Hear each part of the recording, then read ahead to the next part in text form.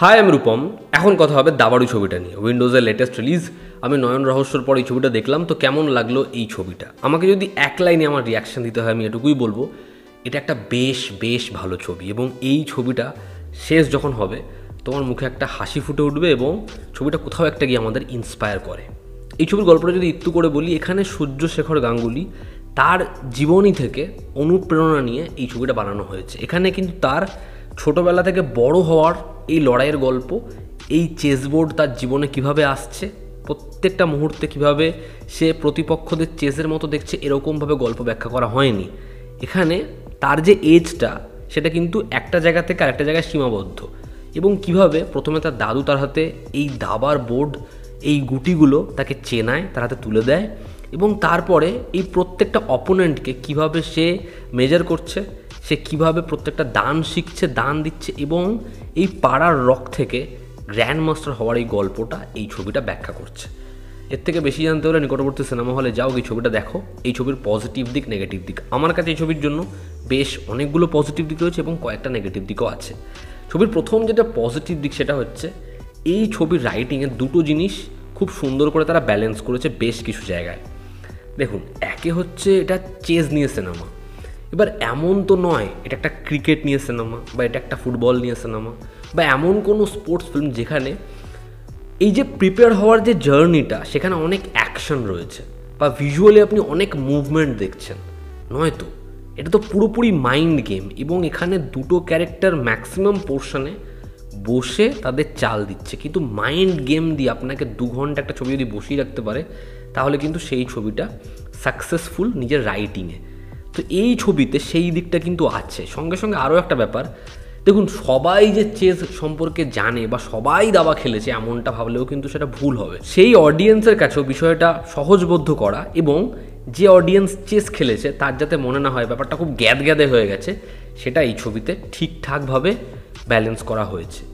এবং উইন্ডোজের একটা অডিয়েন্স আছে, যারা উইন্ডোজের ছবি আসলে ছবি দেখতে যায়, তাদের ছবিতে সবথেকে ইম্পর্টেন্ট হচ্ছে ফ্যামিলি ভ্যালুস। এই ছবির মধ্যে সেটাও আছে। তো রাইটিংয়ের কাজে এই দুটো বিষয়কে সুন্দর করে মার্চ করা হয়েছে। আমার এরকম সিনেমা ভালো লাগে না যেখানে শুধুমাত্র খেলা দেখানো হচ্ছে কিন্তু স্ট্র্যাটেজি কী, একটা দান, একটা মুভমেন্ট, একটা প্ল্যানিং, সেটার পিছনে কি রয়েছে, কারণ কি, সেটা কীরকমভাবে স্টেজ হচ্ছে, এটাকে ব্যাখ্যা না করা যদি হয়। এই ছবির ক্ষেত্রে সেটা বহু অংশে করা হয়। এবং যখন আমরা চরিত্রদের সাথে গুটির তুলনা করতে দেখি সেগুলো বেশ ভালো লাগে। এবং দুজন রাইটার, অরিত্র এবং অর্পণ, দুজনের প্রশংসা করতেই হয়। এরা দুজন প্রথমবার কাজ করেছে। অরিত্র স্ক্রিন প্লে বেশ ভালো, সেকেন্ড হাফে ছবির স্ক্রিন প্লে অনেক বেটার হয়ে যায় এবং শেষে যত ছবিটা এগোয়ে থাকে সেখানে না ছবিটা অডিয়েন্সকে ইমোশনাল করে দিতে পারে। ডায়ালগস রাইটিং ছবির বেশ ভালো হয়েছে। কিছু কিছু ছবিতে হাই ডায়ালগস রয়েছে, মানে সেখানে তারা ডায়ালগসগুলোকে তুলতে পেরেছে খুব সুন্দর করে, যা ট্রেলারে টিজারে আপনারা দেখেছেন। ছবির পারফর্মাররা, এখানে ছবিতে যারা পারফরমেন্স দিয়েছে তারা প্রত্যেকে নিজের জায়গায় বেশ ভালো কাজ করেছে। তবে যে এখানে সূর্যশেখর বাবুর চরিত্রে অভিনয় করেছে, মানে তার দুটো এজে যারা অভিনয় করেছে, দুজন খুব ভালো। মানে ওইটুকু একটা বাচ্চা, ওর পারফরমেন্স খুব ভালো। একটা জায়গা রয়েছে, ওর মা বলবে যে 9টার সময় ফিরে তুই কী করবি, বলবে কই কিছু না তো, মানে অদ্ভুত মিষ্টি একটা এক্সপ্রেশন, খুব ভালো। এবং এরকমভাবে দান মনে রাখা, এরকমভাবে কাজ করা, সেটা সত্যিই ডিফিকাল্ট, ভালো লেগেছে। যে এখানে একটু বড় বয়সের চরিত্র অভিনয় করেছেন তার কাজ খুব ভালো, তাকে দেখতে খুব মিষ্টি লাগে। তার ক্যারেক্টারটা এখানে অনেকগুলো ফেজ রয়েছে এবং তাকে দিয়ে একটু অ্যাকশনও করানো হয়েছে, তাকে বেশ ভালো লাগে। এছাড়াও ঋতুপর্ণা সেনগুপ্তর একটা জায়গা রয়েছে, যখন সে চিৎকার করে উঠবে বা সে যখন সেকেন্ড হাফে পুরো চুপ হয়ে যাবে বা একদম তার ভেঙে পড়ার জায়গা, ভীষণ ভালো।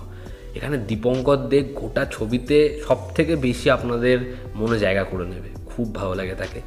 চিরঞ্জিত বাবুকে আমার ডিসেন্ট লেগেছে। কৌশিক সেন আসার পরে ছবিটা একটা গতি পায়, তার কারণ তার ক্যারেক্টারটা একটা চরিত্রের কথা আমাদের মনে করায়। তবে চরিত্রটাকে আর একটু ভালো স্পেস দেওয়া যেতে পারতো বলে আমার মনে হয়। এছাড়া সাপোর্টিং কাস্টে সবাই ঠিকঠাক।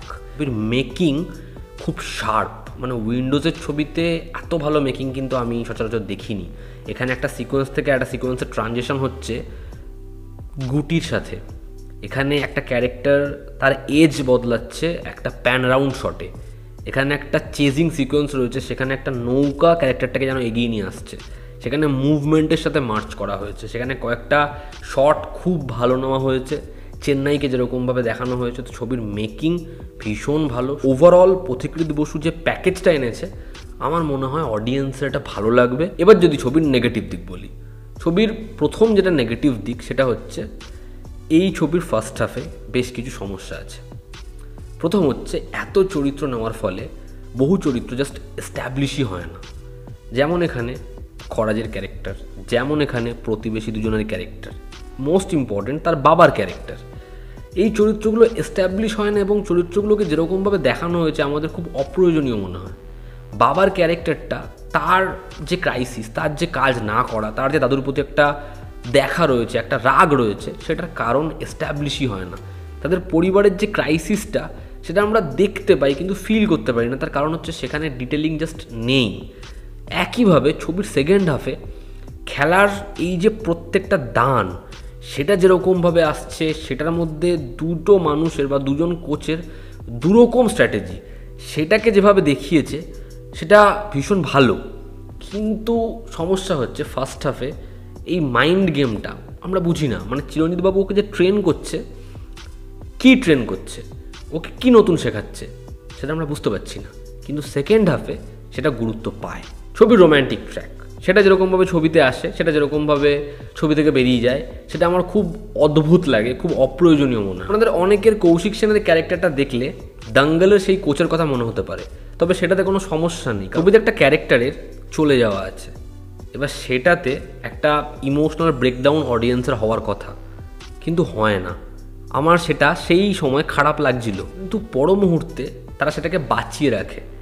এন্ডে যখন সিকোয়েন্সটাকে তোলে না, এন্ডে কিন্তু আমাদের কষ্ট হয়। তো এটাকেও নেগেটিভ পয়েন্ট বলা যায় না। তো ওভারঅল দাবারু একটা বেশ ভালো ছবি। আমার মনে হয় এই মুহূর্তে আপনাদের এই ছবিটা সিনেমা হলে গিয়ে দেখা উচিত এবং এই টিমটা খুব ভালো কাজ করেছে। এরকম একটা গল্প জানার জন্য আপনাদের ছবিটা দেখা উচিত। তো এই ছিল আজকের ভিডিও। ভালো লেগে থাকলে লাইক করো, শেয়ার করো, সাবস্ক্রাইব করো। তোমরা যারা ছবিটা দেখেছো তোমাদের কি অপিনিয়ন জানিও। জনতা আমাদের পাশে আছে। আবার দেখা হচ্ছে। Love you all, step by, take care.